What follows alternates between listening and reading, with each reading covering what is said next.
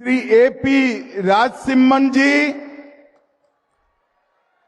Doctor Sudhakar Reddy ji, Shri pre Radhakrishnan जी, doctor Tamilisai Soundararajan जी, मेरे मित्र और हमारे नेता एच राजा जी,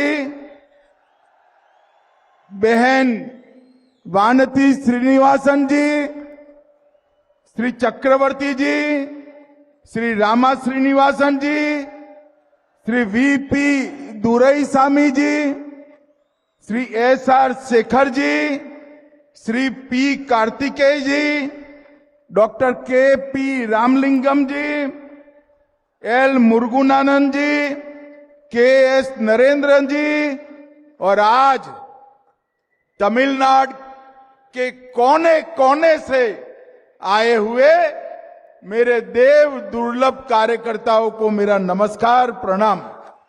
மேடையில் இருக்கும் தலைவர்கள் அனைவரையும் வணங்கி தமிழ்நாட்டின் ஒவ்வொரு மூலை முடுக்கிலிருந்தும் இங்கு வந்து குவிந்திருக்கும் உங்கள் அனைவரையும் வணங்கி மகிழ்கிறேன்। सबसे पहले मैं मदुरै में आया हूं। मदुरै में विराजमान मीनाक्षी अम्मन को प्रणाम कर कर मेरी बात की शुरुआत करता हूं। மதுரை மண்ணில் வந்தவுடனே முதலில் நான் மதுரை மீனாட்சி அம்மனை வணங்கி என் உரையை தொடங்குகிறேன்। मैं शोकनाथर, कल्लालगर और भगवान मुरुगन को प्रणाम कर कर मेरी बात की शुरुआत करता हूं। இந்த மண்ணின் சொக்கநாதருக்கும் கல்லழகருக்கும் மற்றும் திருப்பரங்குன்றம் முருகனையும் நான் தலை வணங்கி மகிழ்கிறேன்। मित्रों, सबसे पहले मैं भारत की महान भाषाओं में से एक तमिल भाषा में तमिलनाडु के कार्यकर्ताओं से बात नहीं करता, इसलिए मैं आप सबकी क्षमा मांगता हूं। தமிழ்நாட்டுக்கு வந்து தமிழ் மக்களாகிய உங்களை சந்திக்கும் போது நம்மளுடைய பெருமைக்குரிய தமிழ் மொழியில உங்ககிட்ட பேச முடியவில்லையே என்று என் வருத்தத்தை நான் உங்களிடம் தெரிவித்துக் கொள்கிறேன்। हमारा मदुरै एक शहर से बढ़कर 3000 साल पुरानी सभ्यता का, संस्कृति का प्रतीक है। நம்முடைய மதுரை சாதாரண நகரம் அல்ல, 3000 ஆண்டுகால வரலாற்று பெருமை கொண்ட மிக முக்கியமான புனித இடம்। मैं यहां आया हूं तब महान स्वतंत्रता सेनानी पसुम्पोन्नन मथुरा लिंगम थेवर जी को भी प्रणाम करता हूं। இந்த மண்ணின் நாயகராக விளங்கிய பசும்பொன் முத்துராமலிங்க தேவர் ஐயாவையும் நான் வணங்குகிறேன்। और साथ में आप सभी को अपील करता हूं, बड़ी जोर लगाकर 22 जून को मुर्गा भक्तगढ़ मनाडू में जोर शोर से हिस्सा लीजिए। உங்க எல்லாரையும் கேட்டுக்கிறேன், வர ஜூன் 22ஆம் தேதி முருகனுக்கான பக்தர்கள் மாநாடு நடக்குது, அதையும் இந்த மண்ணிலே மிக சிறப்பாக நீங்கள் நடத்தி தர வேண்டுகிறேன்। मित्रों, ये मदुरै कई परिवर्तनों का वाहक नगरी है। மதுரை மண் பலவிதமான மாற்றங்களுக்கு வித்திடும் மண்। और मैं आज कहकर जाता हूं, हमारा एक कार्यकर्ता सम्मेलन डीएमके सरकार की पतन का कारण बनने वाला है। இன்றைக்கு இந்த மீட்டிங்ல உங்க எல்லார் முன்னாடியிலும் அத்தனை தொண்டர்கள் மத்தியிலும் சொல்லுகிறேன், எந்த கூட்டமும் ஒரு மாற்றத்தை உருவாக்கும், திமுக ஆட்சியை முடிவுக்கு கொண்டு வந்து வீட்டிற்கு அனுப்பும்। 2026 में इस तमिलनाडु में फिर से एक बार एनडीए की सरकार बनने जा रही है। भारतीय जनता पार्टी एआईडीएमके की सरकार बनने जा रही है। உங்ககிட்ட எல்லாம் சொல்றேன், வரக்கூடிய 2026ஆம் ஆண்டு தேர்தலில் என்டிஏ கூட்டணி மிகப்பெரிய வெற்றியை பெற்று பாரதிய ஜனதா கட்சி அதிமுகவின் கூட்டணி ஆட்சி அமைக்கும். मैं रहता तो दिल्ली में हूं, मगर मेरे कान तमिलनाडु पर लगे हुए रहते हैं. நான் எந்த நாட்டின் எந்த பகுதியில் இருந்தாலும் என்னுடைய காதுகளும் என்னுடைய சிந்தனைகளும் தமிழ்நாட்டின் மேலதான் இருக்கிறது. ये मुख्यमंत्री जी कहते हैं कि अमित शाह डीएमके को नहीं हरा सकते. स्टालिन साहब, आप सही कहते हो, मैं डीएमके को नहीं हरा सकता, मगर तमिलनाडु की जनता डीएमके को हरा सकती है. இந்த நாட்டின் முதல்வர் சொல்கிறார், அமித்ஷா அவர்களால் திமுகவை தோற்கடிக்க முடியாது என்று. அவருக்கு சொல்றேன், அமித்ஷானால தோற்கடிக்க முடியாதுன்னு நீங்க சொல்றது சரிதான். ஆனா இந்த நாட்டின் மக்கள், தமிழக மக்கள் உங்களை தோற்கடிக்க இருக்கிறார்கள், காத்துக் கொண்டிருக்கிறார்கள்.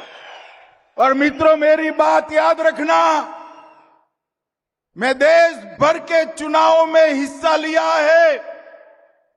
मैं पब्लिक की नब्ज जानता हूं, जनता की नब्ज जानता हूं. तमिलनाडु की जनता इस बार डीएमके की सरकार को उखाड़ कर फेंक देगी.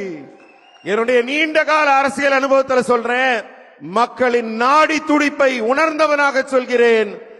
வரப்போற தேர்தல்ல தமிழக மக்கள் திமுகவை தூக்கி எறிய காத்துக் கொண்டிருக்கிறார்கள்.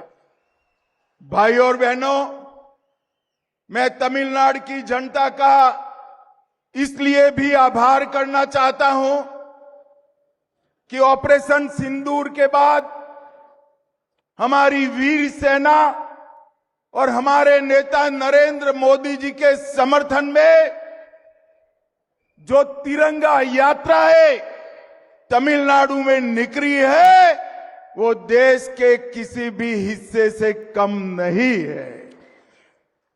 சகோதர சகோதரிகளே, இந்த நேரத்தில் நான் உங்களுக்கு எல்லாம் குறிப்பிட்டு சொல்ல வேண்டியது என்னவென்றால், ஆபரேஷன் சிந்தூர் நம்முடைய தேசத்தின் அப்பாவி மக்கள் கொல்லப்பட்ட போது வடக்கிலே நடைபெற்ற அந்த நிகழ்ச்சிக்கு மிகப்பெரிய எழுச்சியும் மிகப்பெரிய ஆதரவும் நாட்டுப்பற்றும் தமிழகத்தில் இருந்து ஒரு ஆதரவு குரல் ஒலித்ததே, அதை நான் நினைவு கூறுகிறேன்.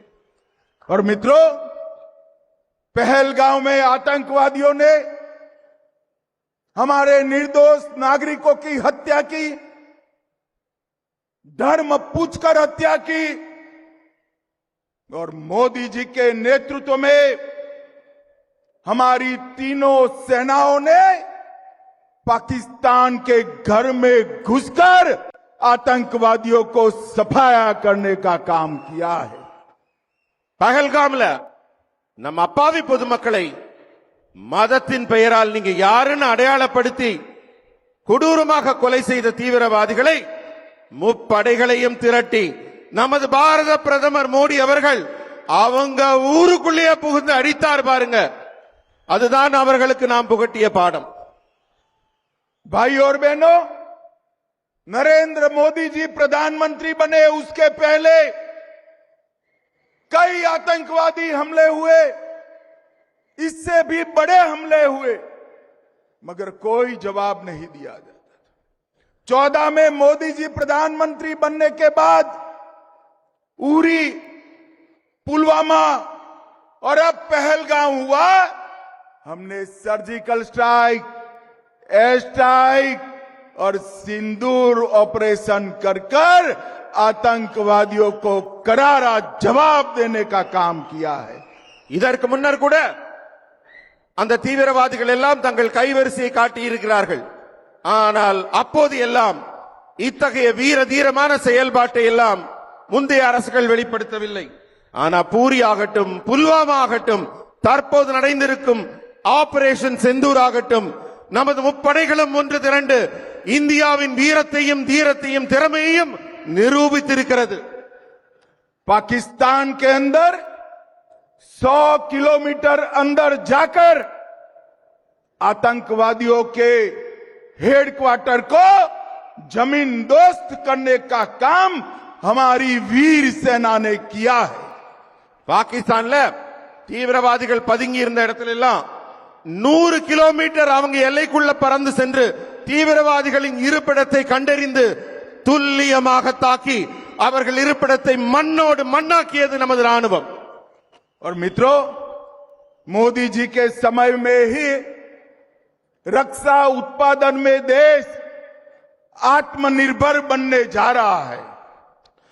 மோடி அவர்களின் ஆட்சியிலே எல்லா முன்னேற்றங்களும் எப்படி இருக்கிறதோ அதுபோல ராணுவத்திலும் கூட ஆத்ம நிர்பர் என்று சொல்லக்கூடிய தன்னிறைவான ஒரு நிலை ஏற்பட்டிருக்கிறது. அதனால் தான் மிகச் சிறப்பாக செயல்பட்டிருக்கிறோம். और जब रक्षा क्षेत्र में आत्मनिर्भरता की बात करते हैं तो पूरे देश का युवा कावेरी इंजन का नाम बड़े गर्व के साथ लेता है. ஆபரேஷன் சிந்தூரின் வெற்றியை பற்றி எல்லாம் நாம் எல்லாம் பேசிக் கொண்டிருக்கும் இந்த வேளையிலே இந்தியாவின் வான்வெளி சாதனையை பற்றி சொல்ல வேண்டும். இந்த நாட்டின் இளைஞர்கள் எல்லாம் காவிரி என்ஜின் என்ற சொல்லை இப்போது உச்சரிக்க தொடங்கி இருக்கிறார்கள். और हमारे देश में बने मिसाइल्सों ने जब पाकिस्तान की एयर डिफेंस सिस्टम और उनके वायुसेना के अड्डे को तहस नहस किया, पूरी दुनिया आश्चर्यचकित होकर उसके देख रही. பாகிஸ்தான் தன்னுடைய ட்ரோன்களையும் ஏவுகணைகளையும் நம் மீது வீச தொடங்கிய போது இந்தியாவின் வான்வெளி வல்லமை உலக நாடுகளுக்கெல்லாம் நிரூபிக்கப்பட்டது. அத்தனையையும் அடித்து தூள் தூளாக ஆக்கியது நம் இந்திய ராணுவம்.